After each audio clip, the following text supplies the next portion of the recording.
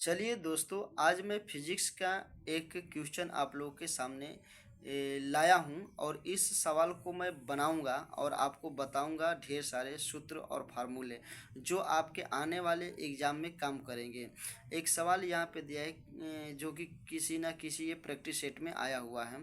जैसे दिया है कि 5 सेकंड में 40 ओम प्रतिरोध और 500 जूल उत्पादित करने वाली ब्लेंडर का विभवांतर ज्ञात कीजिए। तो आपको पता है विभवांतर कह रहे हैं।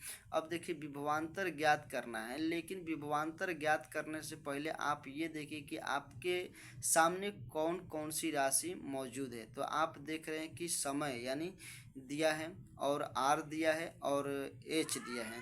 यानी समय यानी टी दिया है, आर दिया है और एच दिया है। क्या क्या दिया है? तो आपके समय टी दिया है, आर दिया है और एच दिया है। तो जब टी आर और एच दिया है तो हमें ज़रूरत पड़ेगी विभवांतर निकालना है तो आई की ज़रूरत पड़ेगी। तो हमें आई चाहिए। तो हमने जूल के नियम के अनुसार एक सूत्र होता है, वो सूत्र आपके सामने लिख दिया।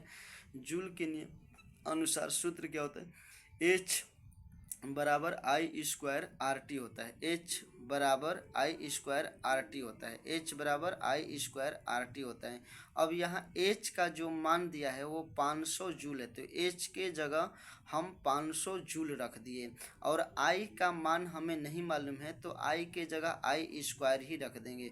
अब आर का मान 40 दिया है तो 40 रख दिए, और समय टी का मान दिया है 5 सेकंड तो 5 सेकंड रख। हमें आई का मान निकालना है तो आर और टी आई के गुणन के रूप में है। तो आई और जब टी गुणन के रूप में है तो आई का मान निकालने के लिए आर और टी जो होता है वो एच के बटे में चला जाएगा। तो ये हो गया 500 बटे में 200, 500 बटे में 200। तो डबल जीरो से कटा दिए तो बच गया 5/2। आई स्क्वायर बटे में 5/2। हमें आई का मान निकालना है तो कड़ी के अंदर हो जाएगा, कड़ी में 2.5। कड़ी में 2.5 जब बाहर निकालेंगे तो आई का मान 1.58 आ जाएगा। 1.58 आएगा। अब हमें ओम का नियम से भी का मान निकालना है। भी मतलब विभवांतर। तो भी बराबर होता है आई गुणे आर। भी बराबर आई गुणे आर। आई का मान 1.58 आ गया और आर का मान हमें दे दिया 40। तो 1.58 में 40 का गुणा करेंगे तो 63 20 दशमलव 2 अंक पे लगा देंगे तो 63.2 बोल्ट हो जाएगा। तो ये विभवांतर का मात्रक होता है बोल्ट। अब जरा समझने की कोशिश करेंगे कि विभवांतर किसको कहते हैं। तो विभवांतर का अर्थ होता है विभव में अंतर। विभवांतर का अर्थ होता है विभव में अंतर। हम एक ये जो विद्युत क्षेत्र बनाए हैं, देखिए गोला बनाए हैं, जिस गोले का नाम हमने विद्युत क्षेत्र रखा। विद्युत क्षेत्र के अंदर दो बिंदु लिया है, ए और बी।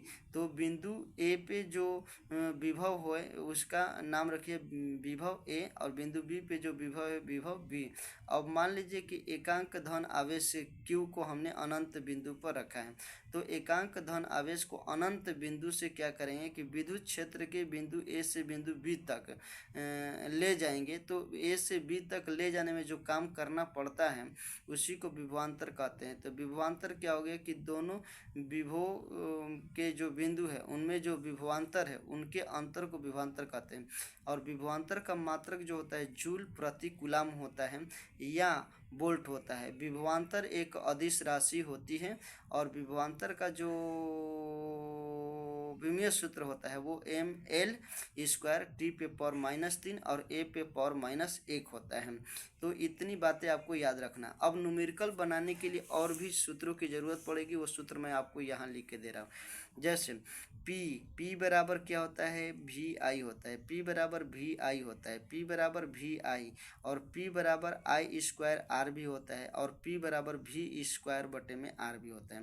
तो P से 3 फार्मूले निकले हैं। P बराबर भी आई होता है और P बराबर आई² आर भी होता है और P बराबर भी² आर भी होता है। अब R से जितने फार्मूले निकले हैं वो भी लिखे कि R बराबर क्या होता है? भी² बटे में P होता है। R बराबर भी² बटे में P होता है।